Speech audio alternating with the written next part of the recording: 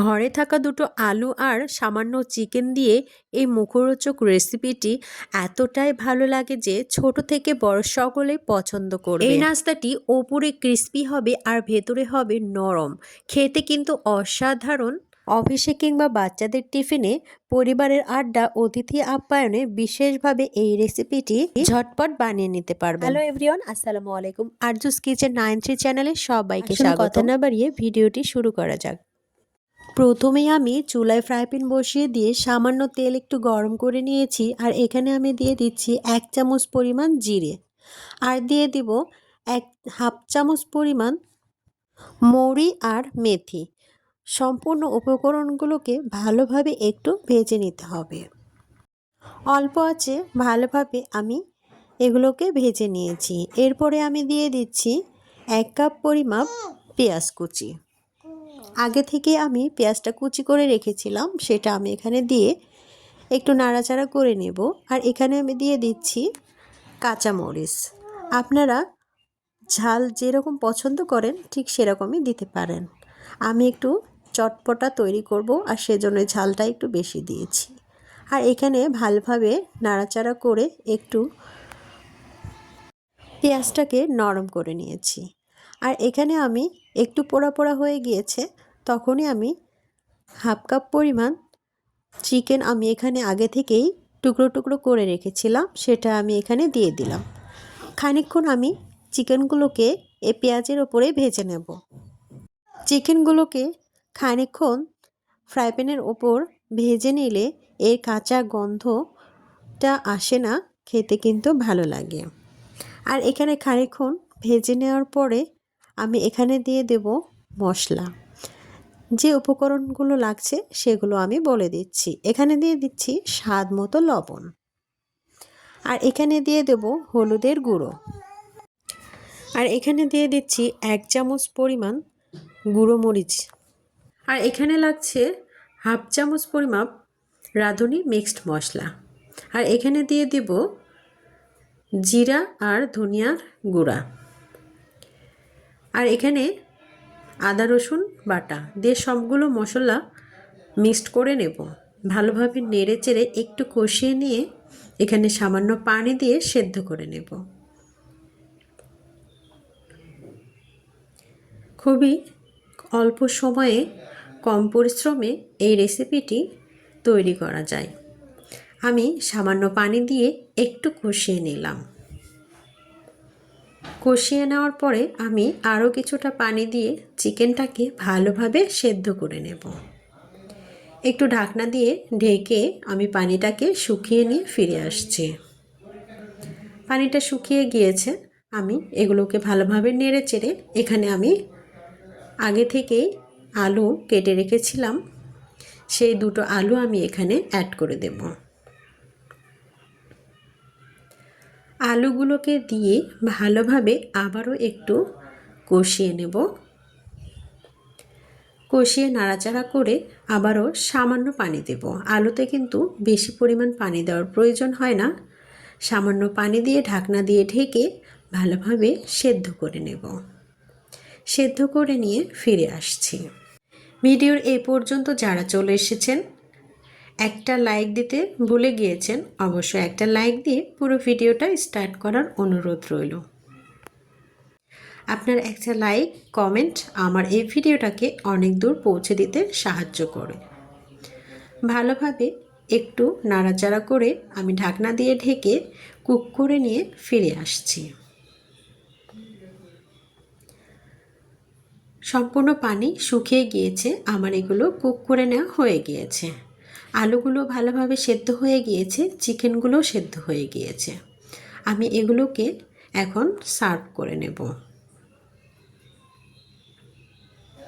এখানে আমি একটা বোল নিয়েছি, আর বোলে আমি এই আলুগুলো ঢেলে দেব। খানিকক্ষণ রেখে দেব, কারণ এগুলো অনেকটাই গরম, একটু ঠান্ডা হওয়া পর্যন্ত অপেক্ষা করব। একটু মেল করে দেব যাতে ভালোভাবে ঠান্ডা হয়ে যায়। একটু পরে আমি নাস্তাটা রেডি করছি। দেখুন সুন্দরভাবে এই আলুগুলো সেদ্ধ হয়ে গিয়েছে। এটা হাত দিয়েও কিন্তু মেশ করে নেওয়া যায়। আমি এটা একটা মেশিনের সাহায্যে মেশ করে নিচ্ছি। আলু এবং চিকেন সুন্দরভাবে এগুলোকে মেশ করে নিচ্ছি, তাহলে সুন্দর একটা শেপ দেওয়া যাবে।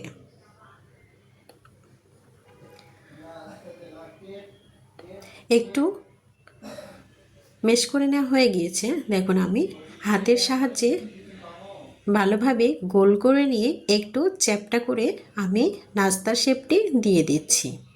এই নাস্তাটি খেতে এতটাই মজা হয়, খুবই অল্প সময়ে কিন্তু এটা বানিয়ে নিতে পারবেন। আমি আপনাদের বোঝার সুবিধার্থে আরও একটি বানিয়ে দেখিয়ে দিচ্ছি।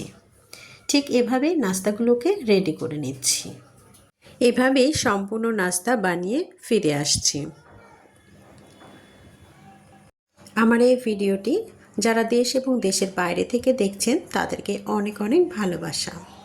এখানে একটা বাটি নিয়েছি আর আমি এখানে দিয়ে দেব 3 চামচ পরিমাণ আটা। এখানে আটাটা আমি সুন্দরভাবে লিকুইড করে নেব পানি দিয়ে। এখানে পানি মিক্সড করে ভালোভাবে একটা ব্যাটার তৈরি করে নিচ্ছি। এখানে ব্যাটারটা ঠিক কীরকম হবে আমি দেখিয়ে দিচ্ছি।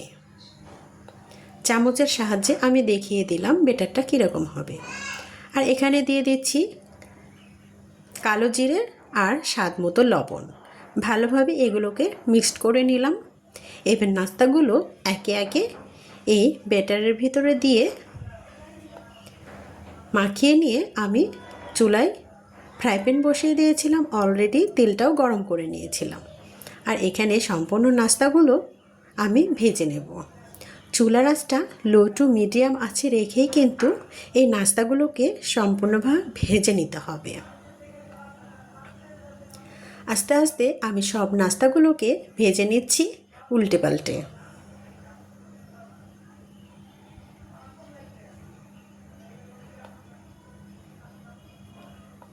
এখানে আর একটা কথা বলে রাখি, ব্যাটারটা যদি পাতলা হয় তাহলে কিন্তু আলুর পুরটা বের হয়ে যাবে। আর সেজন্যই আলু ব্যাটারের ভিতরে ভালোভাবে দিয়ে এভাবে নাস্তাগুলো তৈরি করে নিতে হবে। ব্যাটারটা যদি পাতলা হয়ে যায় তাহলে কিন্তু আলুর নাস্তাটা ভালোভাবে তৈরি হবে না। আরও এক ব্যাচ আমি ভেজে নিচ্ছি। সম্পূর্ণ নাস্তাগুলো আমি একই প্রসেসে ভেজে নিয়ে ফিরে আসছি।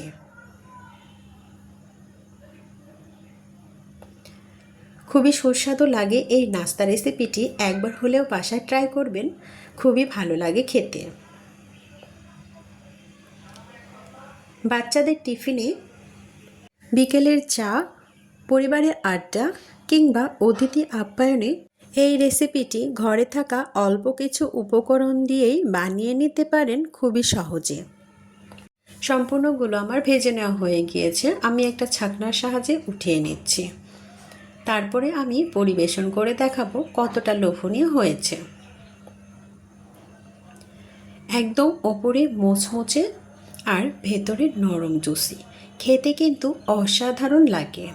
নতুন বন্ধুরা যারা আমার চ্যানেলে অলরেডি চলে এসেছেন অবশ্যই চ্যানেলটি সাবস্ক্রাইব করে দিয়ে পাশে থাকা বেল আইকনটি প্রেস করে রাখবেন, তাহলে আমার নিত্য নতুন ইউনিক রেসিপিগুলো পৌঁছে যাবে আপনাদের কাছে। আর সময় সুযোগ বুঝে দেখে নিতে পারবেন। কেমন লাগলো আমার এই রেসিপিটি আপনাদের কাছে? খুবই সহজে আমি বুঝিয়ে দিয়েছি কিভাবে তৈরি করতে হয়। দেখুন আমি একটা ভেঙে দেখালাম, দুর্দান্ত লাগে খেতে।